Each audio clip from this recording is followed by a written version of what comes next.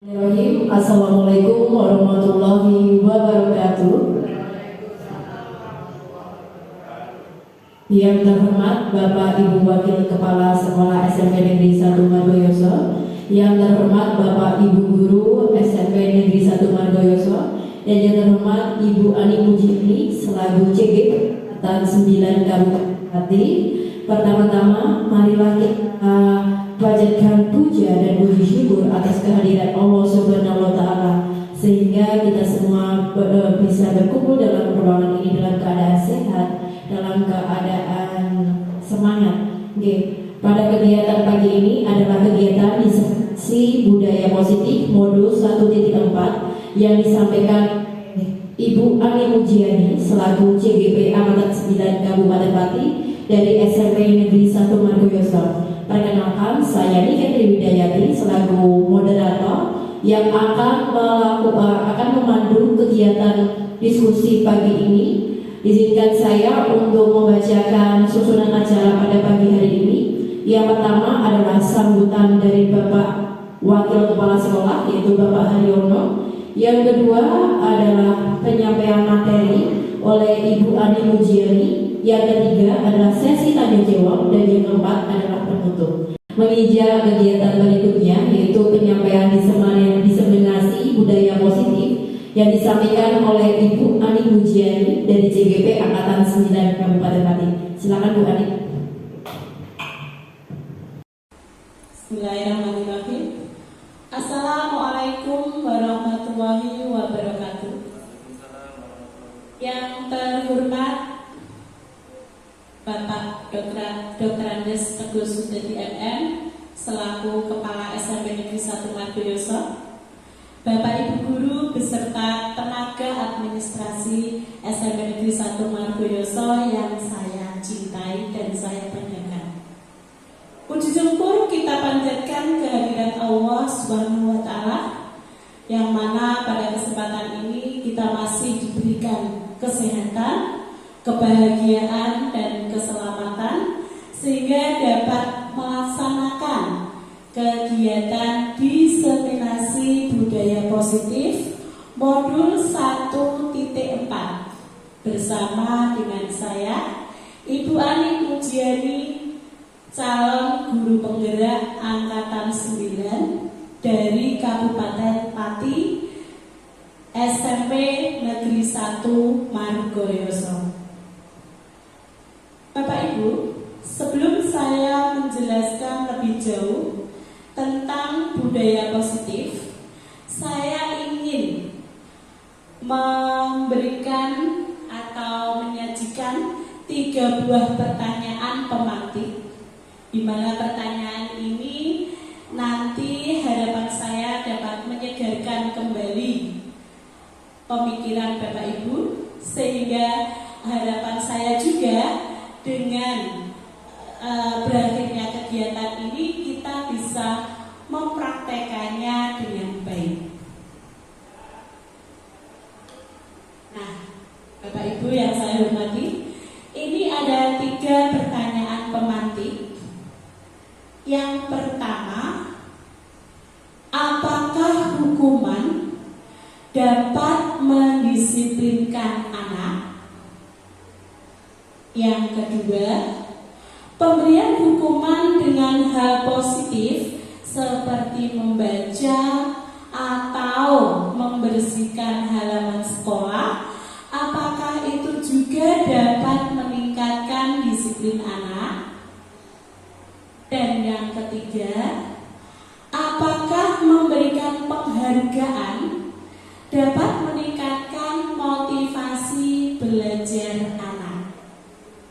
Nah, 3 itu silakan dari Bapak Ibu, siapa yang ingin memberikan tanggapan atau pendapat atas 3 pertanyaan yang telah saya siapkan. Baik, silakan. Monggo Pak Zek. Iya. Baik, terima kasih atas kesempatannya. Dengan pertanyaan pemantik, apakah hukuman dapat mendisiplinkan anak? Ini bergantung pendekatan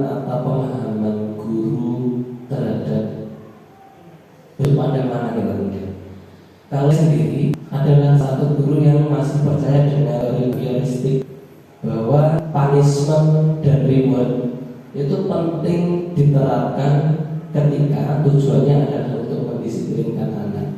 Jadi ketika memang anak bersalah, ketika tujuannya untuk mendidik, selama hukumannya adil dan logis bisa diterima oleh akal, maka itu bisa untuk mendisiplinkan anak. Di luar kekerasan fisik, hukuman yang sifatnya mendidik. Kemudian ini juga anak jawab pertanyaan yang kedua terkait dengan meningkatkan motivasi belajar anak. Saya juga salah satu yang percaya dengan behavioristik, bahwa ketika anak itu motivasinya akan ditingkatkan, maka perlu reward. Jadi untuk pertanyaan 1 dan 3 saya harus dapat jawab. Bapak Ibu, di sini saya tidak akan mencari jawaban benar ataupun salah. Semua yang Bapak Ibu sampaikan tadi sangat luar biasa. Jadi jawaban-jawaban yang sungguh sangat luar biasa menurut saya. Untuk bisa mengetahui jawaban dari pertanyaan pemantik tadi, kita bisa melihat pada materi yang akan saya sampaikan pada siang hari ini, yaitu konsep utama dari modul 1.4 modul budaya positif adalah perubahan paradigma belajar, disiplin positif, kebutuhan dasar manusia, motivasi perilaku manusia, posisi kontrol, posisi kontrol restitusi. Yang keenam adalah keyakinan kelas, dan yang ketujuh segitiga restitusi. Apakah ketujuh materi tersebut? Itu nanti akan kita cari tahu di slide selanjutnya. Yang pertama yaitu tentang pembelajaran dengan paradigma baru. Pembelajaran dengan paradigma baru itu dirancang berdasarkan prinsip pembelajaran yang berdiferensiasi, sehingga setiap siswa itu diharapkan mampu belajar sesuai dengan kebutuhan dari tahap perkembangan untuk mewujudkan profil pelajar Pancasila. Jadi intinya di sini adalah pembelajaran paradigma baru itu adalah penerapan pada pembelajaran yang berdiferensiasi. Selanjutnya, disiplin positif. Dalam budaya kita, makna kata disiplin itu diartikan sesuatu yang dilakukan oleh seseorang pada orang lain untuk mendapatkan kepatuhan. Kita cenderung menghubungkan kata disiplin dengan ketidaknyamanan. Dengan demikian, jika ada istilah disiplin, berarti muncul gejolak dalam diri siswa itu tentang ketidaknyamanan. Sebagai seorang pendidik, tujuan kita adalah ingin menciptakan anak-anak kita itu anak-anak yang memiliki disiplin diri, sehingga mereka itu bisa memiliki perilaku yang mengacu pada nilai-nilai kebajikan universal. Disiplin positif itu merupakan salah satu cara penerapan disiplin yang bertujuan untuk menumbuhkan kesadaran serta memberdayakan anak untuk melakukan sesuatu tanpa ancaman maupun hukuman. Jadi harapan kita nanti penerapan disiplin pada anak itu tidak akan memberikan atau hukuman ataupun memberikan sebuah ancaman kepada anak itu sendiri. Nilai-nilai universal. Apakah itu nilai-nilai universal? Nilai-nilai universal itu adalah nilai-nilai kebajikan, ya, di mana nilai-nilai tersebut merupakan sifat positif yang dimiliki oleh manusia, yang merupakan tujuan mulia yang ingin dicapai setiap individu. Jadi nilai-nilai positif itu pada dasarnya adalah nilai-nilai yang ingin dicapai oleh setiap individu. Nilai-nilai tersebut itu sumbernya universal, menyeluruh, lintas agama, lintas suku, lintas budaya, ataupun lintas latar belakang.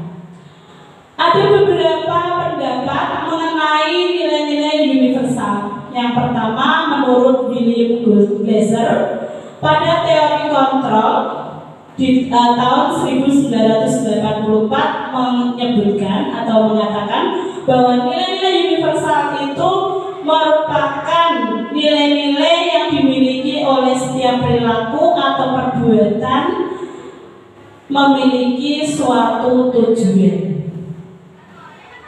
Sedangkan pendapat dosen yang mengatakan bahwa dengan mengaitkan nilai-nilai kebajikan yang diyakini seseorang, maka motivasi intrinsiknya akan terbangun sehingga menggerakkan motivasi dari dalam untuk dapat mencapai tujuan mulia yang diinginkan. Nah, untuk nilai-nilai kebajikan yang ingin dicapai, yang ingin kita capai bersama pada anak didik kita, yang ingin kita lahirkan di generasi penerus kita, siswa kita adalah nilai-nilai yang terkandung dalam profil pelajar Pancasila. Nilai-nilai apa sajakah itu? Yang pertama adalah beriman, yaitu bertakwa kepada Tuhan Yang Maha Esa dan berakhlak mulia. Jadi harapan kita itu, siswa kita itu meyakini adanya Tuhan Yang Maha Esa. Jadi memiliki keyakinan. Kemudian yang kedua adalah mandiri. Maksudnya bahwa anak didik kita itu harus bisa mengatasi permasalahan sendiri tanpa menggantungkan pada orang lain. Yang ketiga, bernalar kritis. Ya, harapan kita bahwa siswa kita itu nanti bisa menggunakan akal pikirannya untuk bisa mengatasi dan mencapai kebahagiaan hidup yang setinggi-tingginya. Yang selanjutnya adalah nilai berkebinekaan global. Berarti di sini kita meyakini bahwa siswa kita itu beraneka ragam, memiliki keanekaragaman, baik itu dari latar belakang keluarganya, kemudian agama yang dianutnya, ataupun tingkat sosial ekonomi. Tetapi harapan kita setelah mereka berada di sini adalah mereka siswa SMP Negeri 1 Margoyoso. Yang selanjutnya adalah bergotong royong. Nah, harapan kita bahwa seluruh siswa atau seluruh warga sekolah itu memiliki kolaborasi yang baik itu siswa dengan siswa, siswa dengan guru, atau mungkin guru dengan guru, atau kita dengan rekan kerja kita. Dan yang terakhir adalah nilai kreatif. Jadi harapan kita nanti siswa kita itu lebih mampu menciptakan sesuatu yang bisa meningkatkan daya kreativitas mereka. Selanjutnya, kebutuhan dasar. Jadi setiap manusia itu memiliki kebutuhan dasar. Kebutuhan ini harus dan wajib untuk dipenuhi oleh siapa saja. Apa sajakah kebutuhan itu? Yang pertama adalah kebutuhan untuk bertahan hidup. Jadi kita itu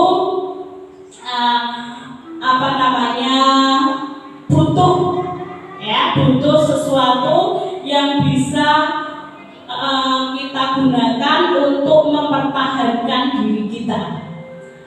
Yang kedua adalah kasih sayang dan rasa diterima. Ya, kita itu butuh kasih sayang, butuh cinta kasih, dan sehingga bisa diterima oleh siapa saja yang ada di sekitar kita.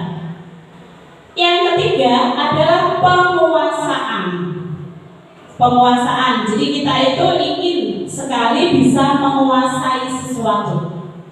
Ya, ingin menguasai. Misalnya ingin menguasai ilmu pengetahuan, ingin menguasai berbagai model pembelajaran sehingga nanti bisa kita gunakan untuk mendidik atau menyampaikan materi kita selama kita berada di dalam kelas. Kemudian yang selanjutnya yang keempat adalah kebutuhan akan kebebasan. Jadi kita itu butuh bebas, ya butuh bebas, tidak terikat. Tetapi di sini kebebasan yang kita harapkan adalah kebebasan yang sesuai dengan aturan yang ada. Jadi tidak terus harus bebas dengan sebebas-bebasnya tanpa ada aturan yang mengikat kita, tidak. Kemudian yang kelima adalah kebutuhan akan kesenangan. Jadi kita itu butuh hiburan, ya hiburan. Tetapi hiburan di sini yang mampu merefresh kita sehingga kita itu nanti bisa menjalani kehidupan ini dengan lebih baik lagi. Bapak Ibu yang saya hormati, bahwa motivasi perilaku manusia. Ada 3 motivasi perilaku manusia. Nah, apa itu motivasi? Motivasi itu merupakan dorongan yang timbul pada diri seseorang yang secara sadar atau tidak untuk melakukan suatu tindakan dengan tujuan tertentu. Nah, ada 3 motivasi yang bisa kita lihat pada anak didik kita. Yang pertama, mereka itu punya motivasi untuk bisa menghindari ketidaknyamanan dan hukuman. Jadi anak itu biasanya punya semangat belajar, motivasi belajar dengan harapan supaya dia itu tidak akan mendapatkan hukuman dari bapak ibu guru atau merasa dirinya nyaman. Kemudian yang ketiga, ada motivasi yang dimiliki oleh siswa kita itu untuk mendapatkan imbalan atau penghargaan dari orang lain. Maksudnya bahwa misalnya kalau diterapkan dalam anak didik kita, mereka itu belajar. Mereka belajar, tapi motivasi belajarnya adalah dia ingin mendapatkan reward seperti yang tadi dikemukakan oleh Pak Zen. Ya, jadi mereka itu ingin mendapatkan penghargaan atau imbalan. Ini juga sering kita berikan. Ya, misalnya walaupun reward hanya sekedar applause misalnya, itu juga sudah termasuk pemberian penghargaan. Atau mungkin bagi siswa yang bisa menjawab itu nanti akan diberi hadiah, diberi permen dan lain sebagainya. Itu juga termasuk sebuah penghargaan. Jadi motivasi anak itu muncul karena ada harapan dia bisa memperoleh penghargaan atau reward tadi. Kemudian yang ketiga, nah ini yang kita harapkan yang sebenarnya. Jadi motivasi itu harapan kita benar-benar lahir dalam diri siswa itu sendiri. Ya, di mana nilai-nilai itu merupakan nilai-nilai kebajikan yang benar-benar keluar dari dalam diri siswa itu, tanpa ada embel-embel reward atau penghargaan tadi, ataupun tanpa ada rasa ketidaknyamanan. Itulah yang kita harapkan sebenarnya. Jadi anak itu nanti kalau punya motivasi seperti ini, dia akan punya kesadaran bahwa pendidikan itu sangat penting bagi mereka. Nah, inilah yang seharusnya kita gali dari anak didik kita. Jadi jangan kita tanamkan kepada mereka untuk bahwa kerjakan, kalau tidak nanti akan ibu beri sanksi atau hukuman. Jangan sampai kita mengatakan seperti itu. Atau mungkin kerjakan, kalau nanti hasil kalian baik akan saya berikan hadiah permen atau bintang misalnya. Itu juga tidak baik untuk kita berikan kepada anak seperti itu. Jadi harapan kita mendidik mereka itu supaya mereka itu punya motivasi yang benar-benar lahir dari dalam dirinya. Bagaimana Bapak Ibu? Ya. Berikutnya, konsep disiplin dengan identitas gagal. Bapak Ibu, sesuai dengan pertanyaan pemantik tadi, bahwa ini adalah konsep disiplin yang dikatakan gagal dengan identitas gagal. Ada contoh hukuman, ya, dan yang kedua adalah penghargaan. Perlu Bapak Ibu ketahui bahwa hukuman itu sebenarnya mengandung nilai yang menyakitkan bagi siswa. Jadi pemberian hukuman yang selama ini kita lakukan itu sebenarnya bisa membekas dan menyakiti hati siswa kita. Dengan demikian mereka akan merasa tidak nyaman. Jadi anak yang diberi hukuman pasti dia merasa tidak nyaman. Mungkin akan malu, atau minder, itu bisa saja. Yang ketiga, murid yang mendapat hukuman itu pasti dia merasa takut. Dia itu akan merasa takut. Dan yang keempat, hukuman itu sifatnya memaksa. Ya, jadi sifatnya memaksa. Karena tidak disesuaikan dengan kemauan siswa. Jadi sifatnya memaksa. Misalnya anak harus berlari, berarti kan kita memaksa anak itu untuk berlari. Itu hukuman arti yang keempat. Kemudian yang kelima, hukuman itu bisa membuat siswa kita itu menyembunyikan kesalahan. Artinya dia tidak ingin mengakui kesalahannya. Jadi dengan adanya hukuman itu malah membuat dia itu semakin tidak jujur atas apa yang telah dilakukan. Jadi kadang kita itu bisa melihat anak yang kita hukum itu malah dia pandai sekali untuk mencari alasan. Yaitu maksudnya murid menyembunyikan kesalahan itu. Dan yang keempat, murid yang mendapatkan hukuman itu akan menjadi rendah diri. Jadi dia itu akan merasa rendah diri. Apalagi nanti kalau sudah dikembalikan ke habitat mereka, ke kelas, itu mereka tambah merasa minder dengan teman-temannya. Kemudian kalau penghargaan, ya, kenapa kok penghargaan itu merupakan identitas gagal, masuk dalam identitas gagal? Padahal sebenarnya penghargaan itu sering kita lakukan selama ini. Yang pertama, penghargaan itu dikatakan gagal karena tidak efektif. Jadi pemberian penghargaan atau reward tadi itu sebenarnya kurang efektif kalau kita berikan ke siswa kita. Yang kedua, penghargaan itu bisa merusak hubungan atau bisa menimbulkan rasa iri. Jadi teman yang tidak mendapatkan reward itu akan merasa iri, akan ingin memiliki seperti apa yang diberikan pada siswa yang diberi penghargaan itu.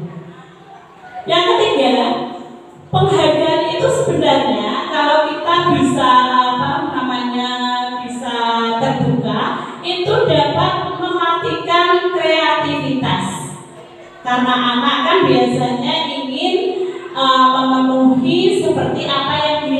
oleh guru sehingga dia tidak berkembang atau tidak punya kreativitas sendiri karena tuntutannya seperti yang diinginkan oleh bapak dan ibu guru.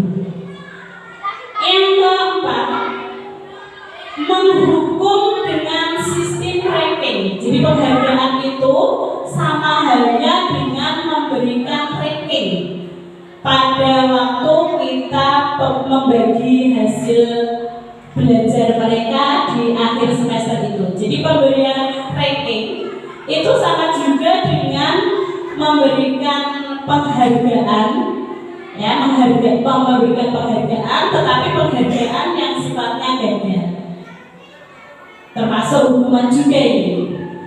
Kemudian yang keempat, bahwa penghargaan itu dapat merampas hak dari siswa itu sendiri untuk bisa menghargai dirinya.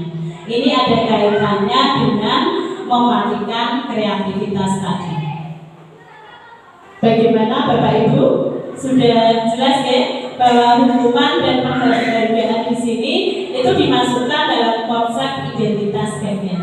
Atau mungkin ada pertanyaan? Selanjutnya, pertanyaan, monggo. Nanti saja ya Pak, di sesi ke tanya jawab saja ya. Disimpan dulu ya. Nanti saja ya Pak, biar materinya cepat selesai. Berikutnya, konsep disiplin dikatakan identitas sukses.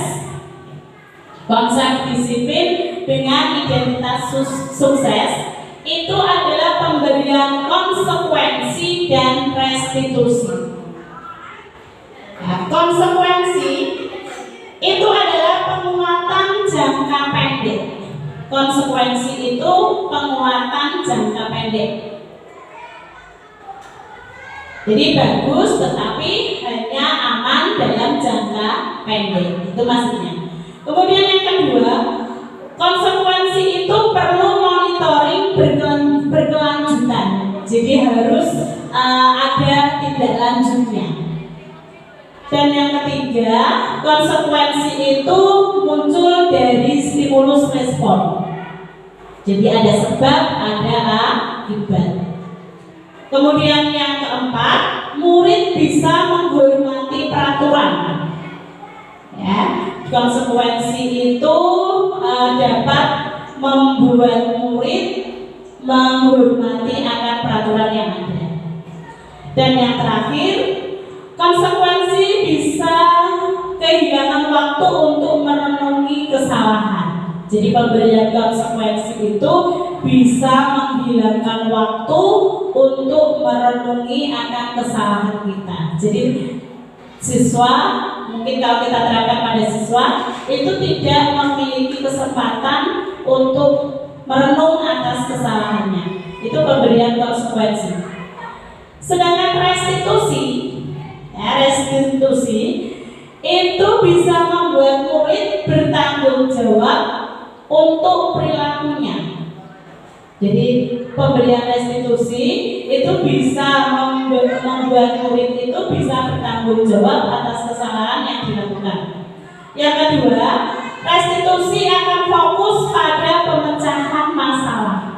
Jadi dengan restitusi itu siswa bisa mencari solusi atas permasalahan yang dihadapi. Yang ketiga, murid bisa menghormati dirinya dan orang lain. Restitusi itu bisa membuat dia itu bisa menghargai dirinya ataupun menghargai orang lain. Yang keempat, restitusi itu merupakan teori kontrol, di mana ya pemegang kontrolnya itu adalah dirinya sendiri. Jadi diri siswa itu sendiri. Dan yang terakhir, murid akan lebih bersemangat untuk memperbaiki kesalahannya. Nah, inilah identitas sukses. Konsep disiplin dengan identitas sukses itu ada konsekuensi dan restitusi. Ya, dan yang paling bagus adalah dengan menerapkan restitusi. Nah, apakah itu restitusi? Restitusi adalah proses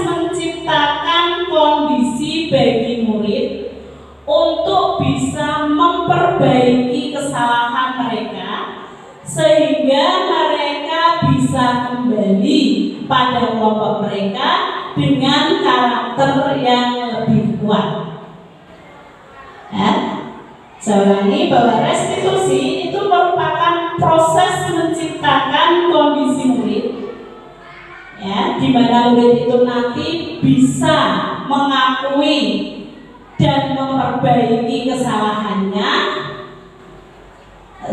dan apabila mereka kembali ke habitatnya atau ke kelompoknya, mereka itu nanti akan memiliki karakter yang lebih baik lagi. Jadi harapannya dengan pemberian restitusi itu siswa akan menjadi lebih baik karena tahu akan kesalahan yang sudah dilakukannya.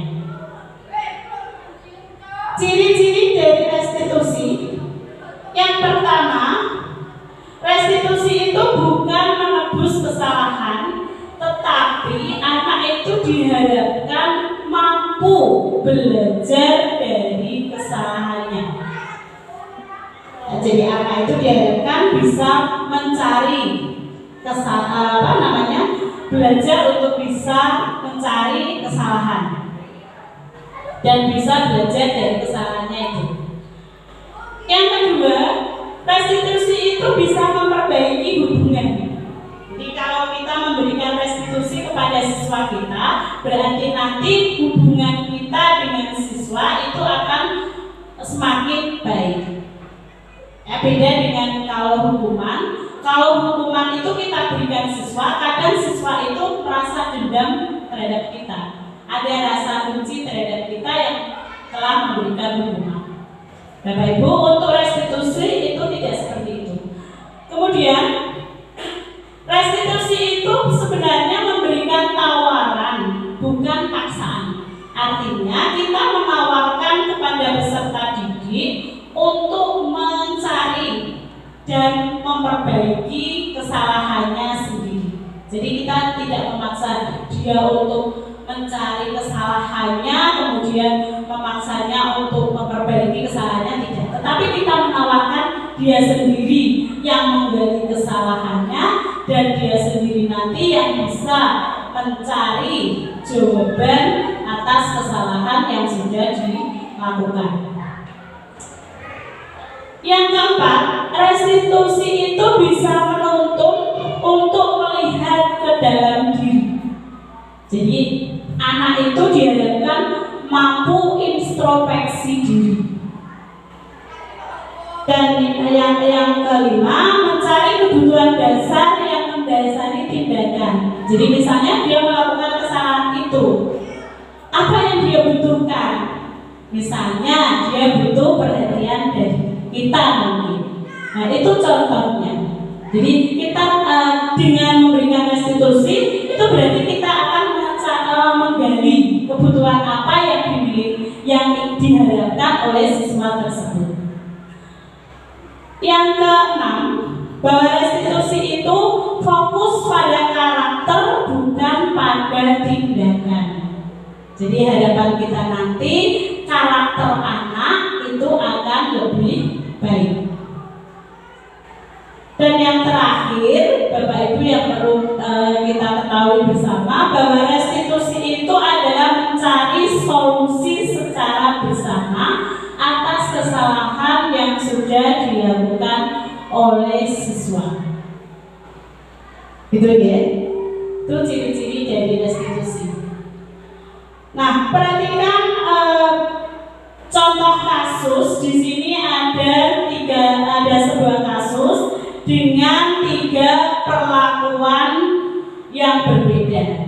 Yang pertama dengan pemberian hukuman, yang kedua konsekuensi, dan yang ketiga adalah restitusi. Kasus yang sering kita jumpai dalam keseharian kita di kelas, yaitu siswa sering tidak mengerjakan PR. Jadi siswa itu banyak ya, di antara siswa kita itu yang sering tidak mengerjakan PR. Nah, jika anak yang tidak mengerjakan PR itu kita beri hukuman, ya, dengan perlakuannya yang pertama dengan hukuman. Contoh hukuman yang kita berikan, guru menghukum siswa berdiri di depan kelas selama 10 menit. Nah, itu contoh hukuman. Jadi misalnya kalau kita menyuruh anak berdiri di kantor, itu juga termasuk hukuman. Nah, bagaimanakah perangai kita ketika kita menjumpai siswa yang seperti itu?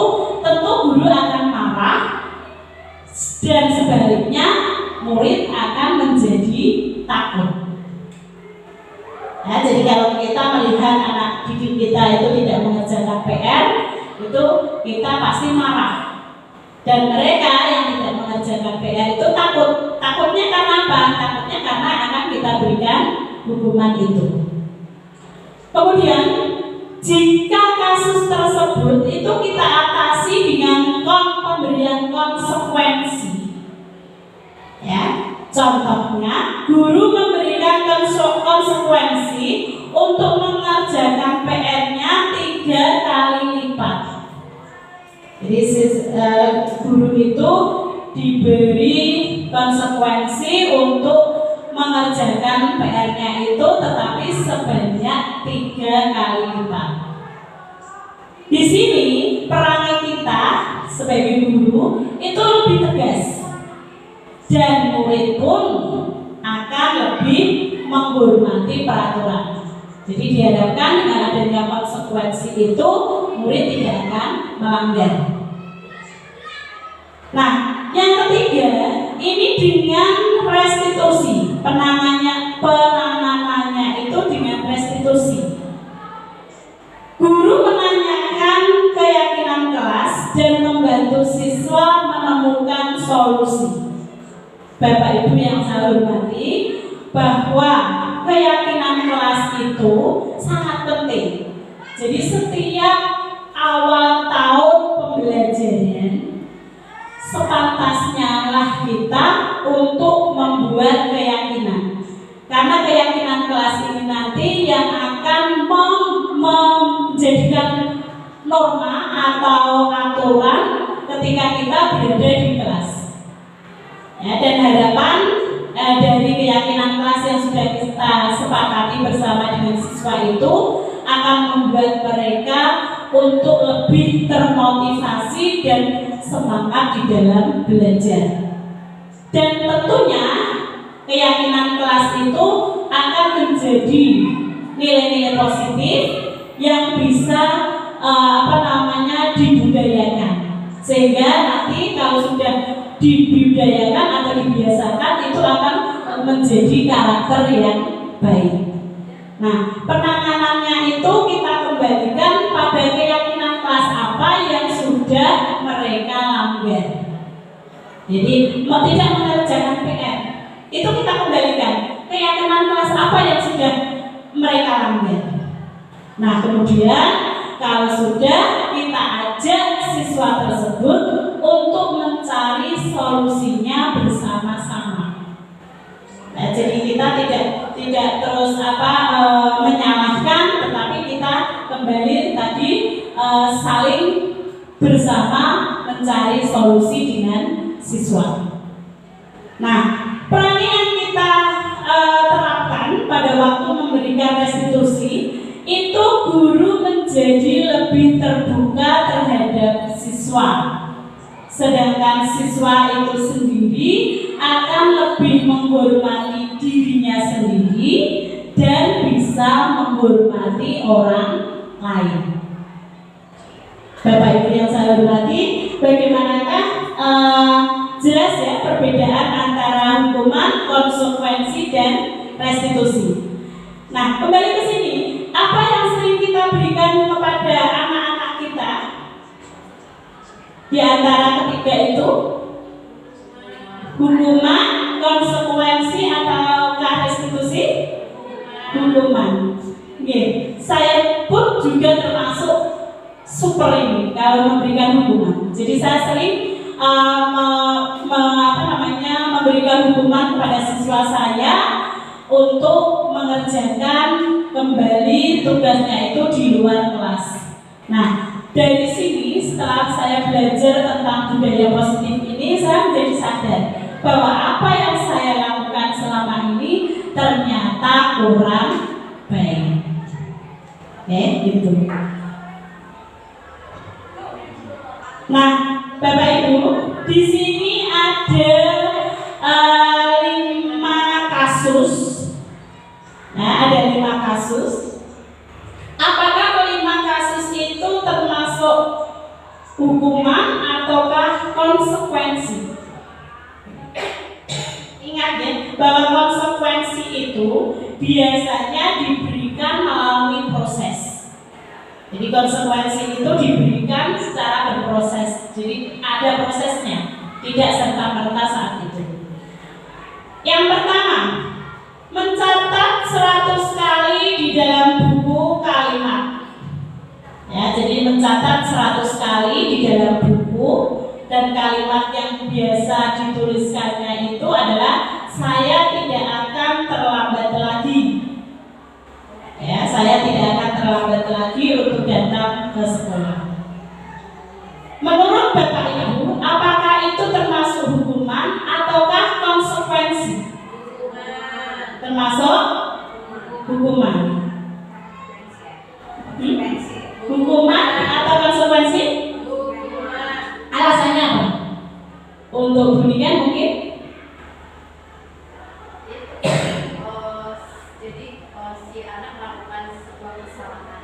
Jadi si guru seperti menjudgment kepada murid untuk meminta hukuman tersebut menuliskan kembali, saya tidak akan melakukan.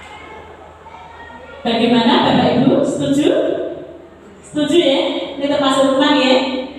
Kemudian yang kedua, lari mengelilingi lapangan basket 2 kali karena terlambat hadir di sekolah. Termasuk hukuman. Yang ketiga, Aldi selalu telat dan tidak mengerjakan tanggung jawabnya dengan baik di perusahaan. Aldi diturunkan jabatan dan gajinya. Konsekuensi. Yang keempat, Aldi selalu telat dan tidak mengerjakan tanggung jawabnya dengan baik di perusahaan. Aldi tidak mendapatkan bonus di akhir tahun. Hah? Coba Bapak Ibu renungkan kembali. Itu termasuk hukuman atau ini ada prosesnya ya? Pemberian itu ada prosesnya. Jadi termasuk hukuman. Jadi dihukum tidak diberi bonus. Itu. Dan yang terakhir, lari mengelilingi lapangan basket 2 kali karena terlambat 10 menit untuk pelajaran PJOK. Termasuk apa ini? Lari 10 kali, lari mengelilingi lapangan. Ini hukuman dan konsekuensi. Apa? Termasuk apa? Termasuk hukuman. Oke. Nah, itu perbedaannya.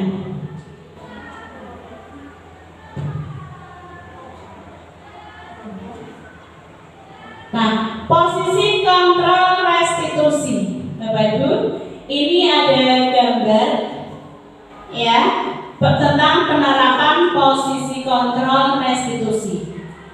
Yang pertama, jika kita memberikan hukuman, perannya kita itu seperti itu. Kemudian yang kedua, membuat rasa bersalah. Nah, modelnya seperti itu perannya kita. Yang ketiga, kita itu berlaku seperti teman dengan siswa. Yang keempat, kita bertindak sebagai pemantau. Jadi guru itu sebagai pemantau, posisinya sebagai pemantau. Dan yang kelima, bahwa guru berposisi sebagai manajer. Contoh penerapan 5 posisi kontrol. Ya, dari tadi, kalau yang pertama tadi sebagai penghukum, maka kalimat yang akan keluar dari mulut kita, kamu melanggar aturan sekolah, berdiri di depan kelas. Itu adalah kalimat-kalimat yang pada waktu kita memberikan hukuman. Yang kedua, membuat rasa bersalah. Jika kita berposisi sebagai pembuat rasa bersalah pada siswa, itu kita akan mengeluarkan kalimat seperti ini. Gara-gara kamu melanggar peraturan, Bu Guru jadi dimarahi kepala sekolah. Ini pembuat rasa bersalah pada siswa. Jadi dengan kalimat seperti itu, siswa akan merasa takut dan merasa bersalah. Sehingga gambarnya seperti tadi, menunduk seperti itu, ketakutan. Yang ketiga, jika posisi kontrol kita adalah sebagai teman, ya kita bisa mengucap kalimat seperti ini. Ayolah nak yang tertib, buat ibu bangga. Itu kalau kita berposisi sebagai teman, sehingga lebih akrab, kesannya lebih akrab. Yang keempat, posisi kontrol sebagai pemantau. Kalau sebagai pemantau, ini kita cukup memantau saja atas apa yang dilakukan oleh siswa. Tetapi kita bisa mengeluarkan kalimat seperti ini. Karena kamu sudah melanggar, apa konsekuensinya? Jadi konsekuensi apa dari pelanggaran yang sudah dibuat? Yang terakhir, jika kita berposisi sebagai manajer, yaitu kita bisa mengucapkan kalimat seperti ini. Apakah kamu tahu kesalahanmu? Jadi kita menanyakan kepada anak itu kesalahan apa yang sudah dilakukannya. Jadi dia menggali sendiri. Kira-kira bagaimana kamu akan memperbaiki kesalahan itu? Anak juga diberi kesempatan untuk menggali sendiri cara untuk memperbaiki kesalahan yang sudah dilakukannya. Bapak Ibu, dari kelima ini menurut panjenengan semua, mana yang lebih bagus dari 5 posisi kontrol guru itu? Sebagai manajer. Ya, jadi sebagai manajer. Jadi padahal kalau yang sudah kita lakukan selama ini, posisi kita sebagai apa itu? Iya. Jadi kita itu seringnya sebagai penghukum. Ya, entah kita sadari atau tidak, posisi kita itu adalah sebagai penghukum. Nah, harapan kita itu nanti bisa menjadi seorang manajer. Jadi kita mengembalikan kepada anak supaya anak itu bisa bertanggung jawab atas kesalahan yang telah dilakukan. Nah, tadi untuk menggali kesalahan siswa atau untuk menyelesaikan kesalahan siswa itu lebih baik kita kembalikan pada keyakinan kelas yang sudah kita sepakati di awal. Mengapa keyakinan kelas? Mengapa kok tidak peraturan kelas? Sehingga akan muncul pertanyaan seperti itu. Ya, mengapa kita memiliki peraturan tentang penggunaan helm pada saat mengendarai motor? Dan yang kedua, mengapa kita memiliki peraturan tentang penggunaan masker? Bagaimanakah pembentukan keyakinan kelas? Bapak Ibu, bahwa keyakinan kelas itu sifatnya abstrak. Lebih bersifat abstrak, kemudian berisi pernyataan yang universal, menyeluruh. Upayakan bahwa keyakinan kelas itu bentuknya positif. Ya, bentuknya itu positif, kemudian harus mudah untuk diingat. Dan yang terakhir, keyakinan kelas harus disesuaikan dengan kondisi kelas dan sekolah agar mudah untuk diterapkan. Nah, ini ada contoh pembuatan keyakinan kelas yang sudah saya laksanakan, tapi karena kemarin itu terlalu besar sehingga hanya sebagian. Mari kita simak bersama, ini hanya sebentar.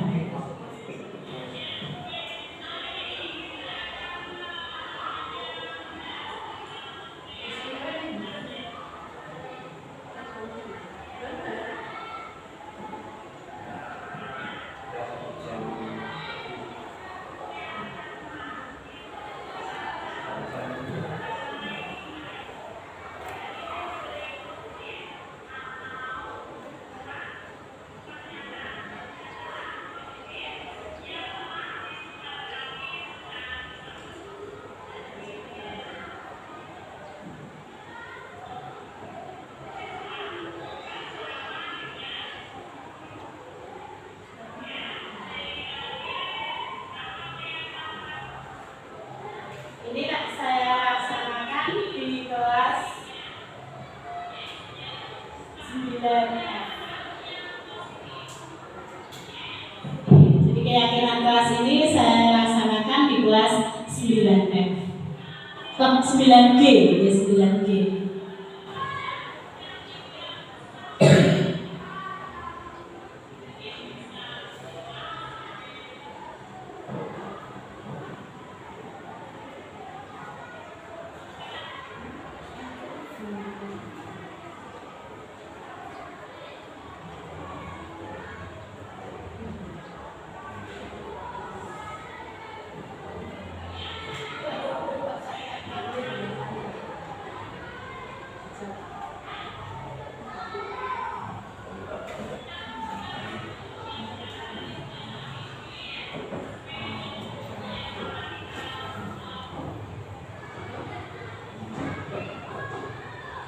Ini proses pembagian kertas yang dimana bisa digunakan oleh siswa untuk menulis kata yang akan dijadikan sebagai peraturan kelas. Jadi ini keyakinan kelas. Jadi keyakinan kelas ini itu nanti akan lahir 32 kata. Semuanya siswa itu mempunyai kesempatan untuk menyampaikan. Ya, tetapi yang sama itu nanti kita satukan. Jadi kita kelompokkan lagi karena pedoman kita bahwa keyakinan kelas itu tidak boleh banyak-banyak. Kenapa? Supaya mudah untuk diingat. Nah, ini kemudian untuk itunya apa namanya proses penempelannya karena kemarin itu tidak cukup ya dimasukkan terlalu besar. Proses penempelannya seperti ini. Ini mengambil kelas yang lain. Kita mengambil contoh kelas yang lain. Nah, seperti itu. Yang sudah jadi itu yang sebelah. Yang sebelah. Jadi keyakinan kelas yang sama itu kita satukan. Sehingga di situ lahir 8 keyakinan kelas. Dan setelah itu apa yang sudah kita sepakati bersama itu kita tanda tangani. Karena sudah ditandatangani berarti itu sudah menjadi aturan atau peraturan yang ada di kelas itu sehingga tidak boleh untuk dilanggar. Gitu ya. Jadi harus disepakati bersama, dibuktikan dengan tanda tangan itu.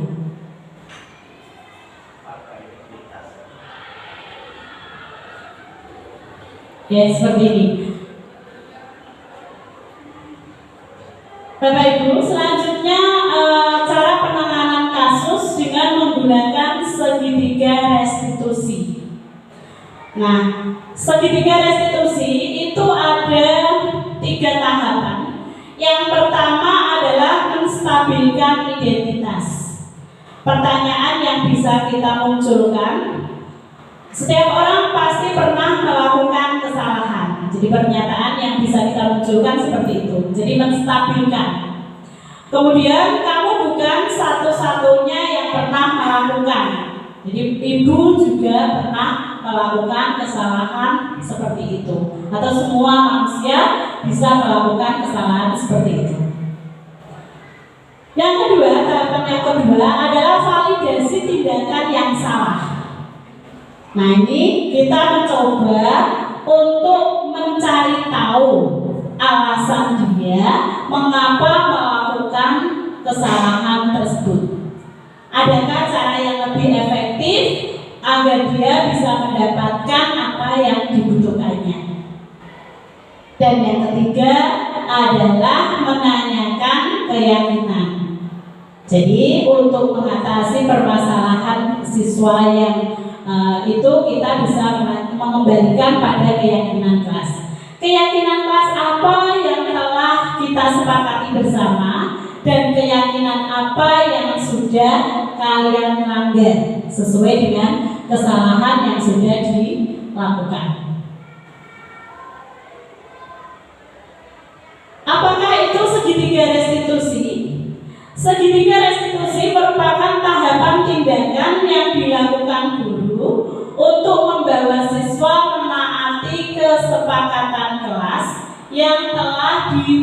mengungkapkan dan mengakui secara sadar dan terbuka ketika dia melakukan kesalahan, serta merasakan kenyamanan ketika dia sudah bisa jujur akan kesalahannya.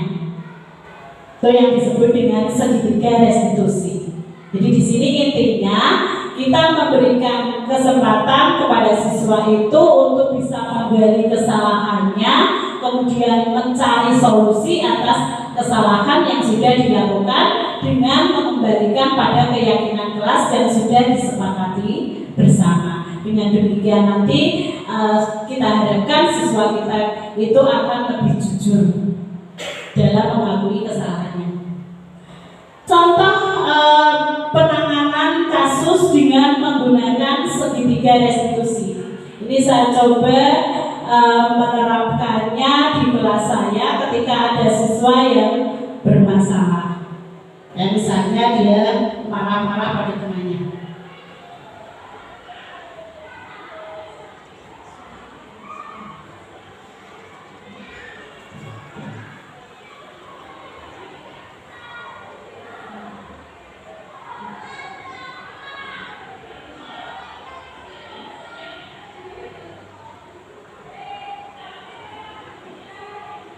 Di situ ada 3 tahapan tadi, menstabilkan identitas, berarti saya menenangkan siswa, berusaha menenangkan siswa bahwa apa yang dilakukan itu juga bisa juga dilakukan oleh yang lain. Setelah itu saya mencoba untuk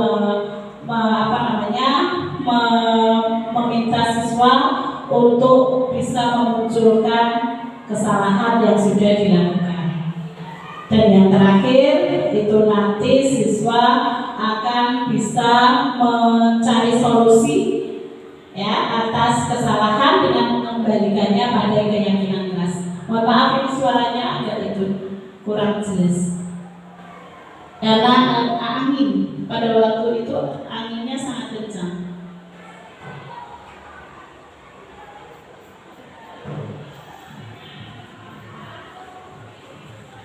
Yang penting kalau kita menangani kasus siswa, kita bisa menggunakan segitiga restitusi tadi. Ya, Bapak Ibu ya.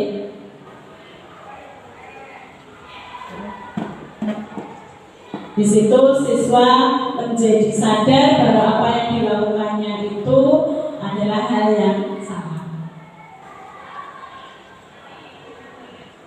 Nah, Bapak Ibu, dari apa yang sudah saya sampaikan itu tadi, kita bisa mengambil istilah bijak ya, kalimat bijak berikut ini, bahwa mendidik manusia dalam pikiran itu mendidik manusia dalam pikiran dan bukan dalam moral, berarti mendidik ancaman bagi masyarakat. Artinya bahwa kita itu sebenarnya yang kita perbaiki pada siswa kita adalah moral mereka, gitu ya. Karena dengan moral yang baik itu nanti akan melahirkan generasi muda yang bisa bertanggung jawab atas dirinya dan memiliki karakter yang baik sesuai dengan harapan pemerintah, yaitu terpenuhinya nilai-nilai profil pelajar Pancasila. Terima kasih. Demikian apa yang sudah saya sampaikan. Apabila ada kata-kata yang kurang berkenan, saya mohon maaf yang sebesar-besarnya. Saya serahkan sepenuhnya ke moderator. Silakan. Boleh bertanya, Bu?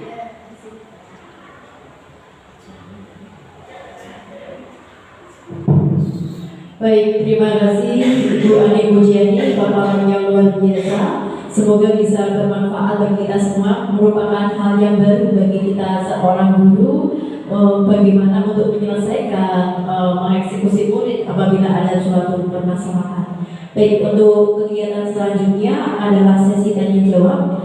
Sesi tanya jawab dibuka satu cermin, nanti diajukan 2 penanya dulu, Ibu Ani siap, Ada yang ingin bertanya? Baik, Bapak Kusnanto, silakan. Terima kasih Bu atas waktunya. Pertama yang saya tanyakan, membuat keyakinan kelas itu semua kelas dan semua guru atau setiap guru membuat hanya satu. Jadi maksudnya begini Bu, misalnya saya mengajar di kelas ada 15 kelas atau 14 kelas ya. Itu setiap kelas saya misalnya A, B, C dan seterusnya, itu apakah saya harus membuat keyakinan kelas antara A sampai misalnya I.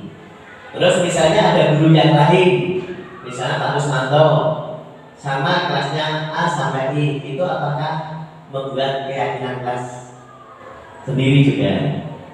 Itu yang pertama. Terus yang kedua, hukuman Bu, hukuman tadi sama ganjaran atau hadiah, kok saya rasa Bu sebetulnya hukuman itu dan hadiah itu kalau menurut saya pribadi itu lebih efektif, tetapi tidak memberatkan.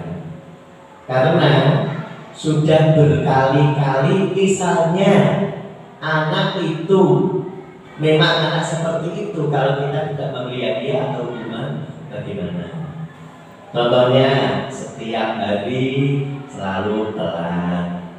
Mungkin sudah diberitahu pertama, sudah diberitahu kedua, sudah diberitahu ketiga, itu juga sudah orang tuanya juga sudah dipanggil dan sebagainya.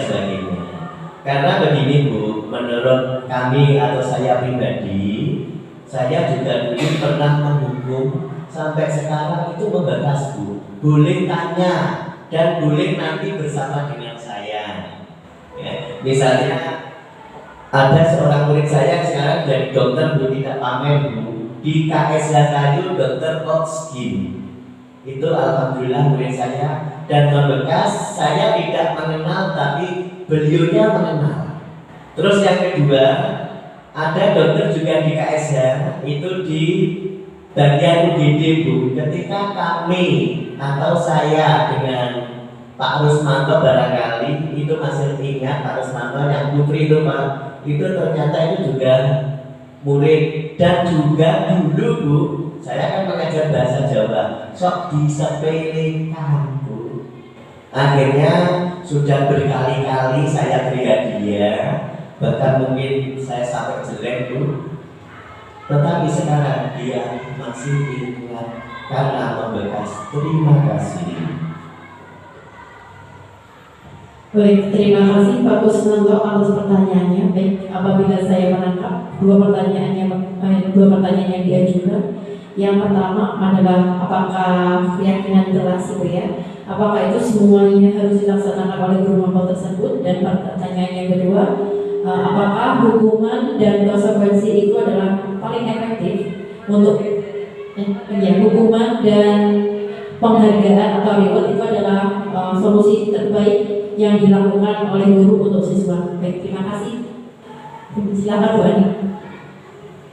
Baik, terima kasih atas pertanyaannya Pak. Jadi pertanyaan yang luar biasa sekali ini. Nanti kalau misalnya jawaban dari saya itu kurang berkenan, itu bisa dibantu teman-teman yang lain ya.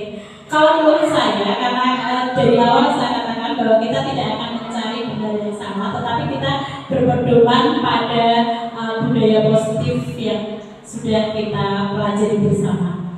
Okay. Dan alangkah lebih baiknya jika budaya positif itu namanya saja budaya positif, berarti nilai-nilai itu kita jadikan sebagai pembiasaan, gitu ya, sehingga nanti bisa menjadi karakter yang baik pada generasi kita.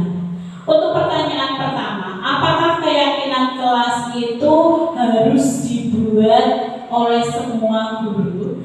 Bapak Ibu yang saya hormati, terutama Bapak Kusnanto ya, Bapak Kusnanto SPD, bahwa keyakinan kelas itu lebih baiknya itu dibuat di awal tahun pelajaran, karena ini akan menjadi norma kita selama kita mengajar dalam 1 tahun itu. Okay. Keyakinan kelas apakah baik dibuat oleh semua guru? Ya, paling tidak wali kelas itu membuat. Apabila guru mapel itu ingin menambahkan, itu boleh. Karena apa? Keyakinan kelas itu tadi kan kita sesuaikan dengan kondisi kita saat kita berada di kelas itu. Jadi mungkin satu guru dengan yang lain itu ingin menambahkan, boleh. Ingin menambahkan atau mengurangi atau bahkan kita membuat sendiri lagi, boleh. Tetapi paling tidak dalam satu kelas itu ada keyakinan kelas.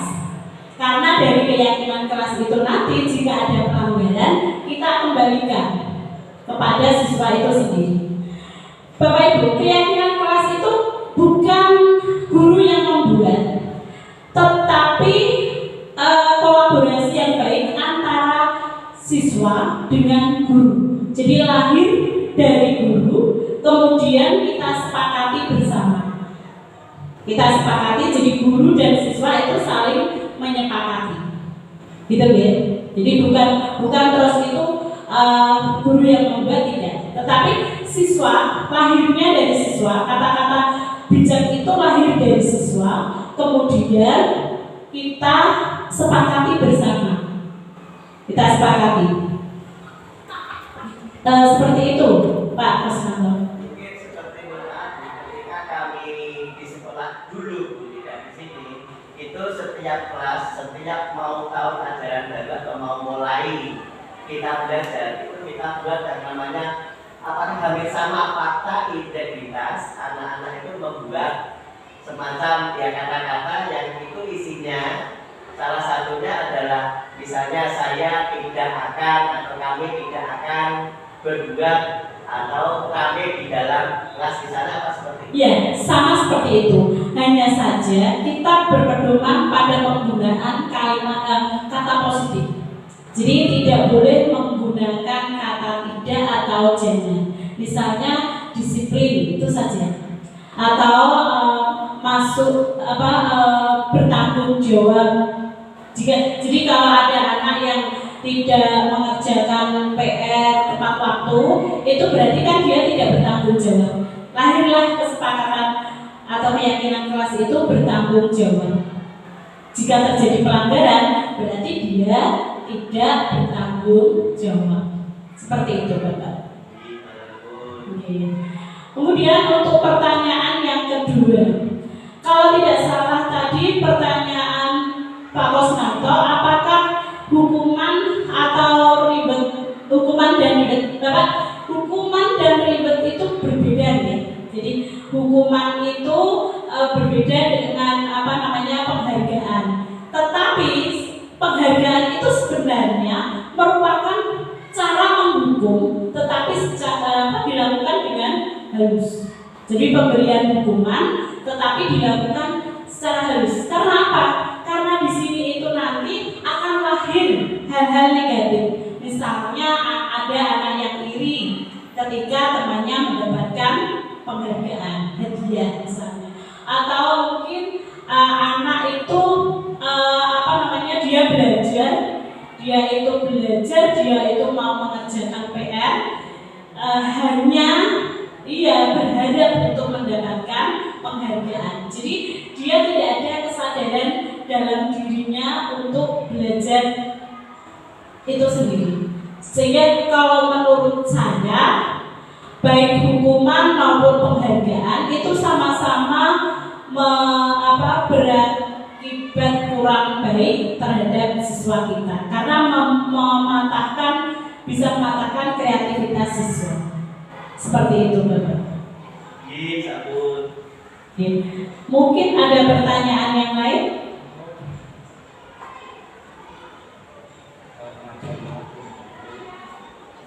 Bagaimana? Ya, saya kembalikan ke moderator. Sudah itu puas ya, Pak? Puas sekali. Terima kasih. Baik, jawaban yang luar biasa dari Ibu Amin Mujian. Apakah ada pertanyaan kembali, Bapak Ibu? Cukup. Baik.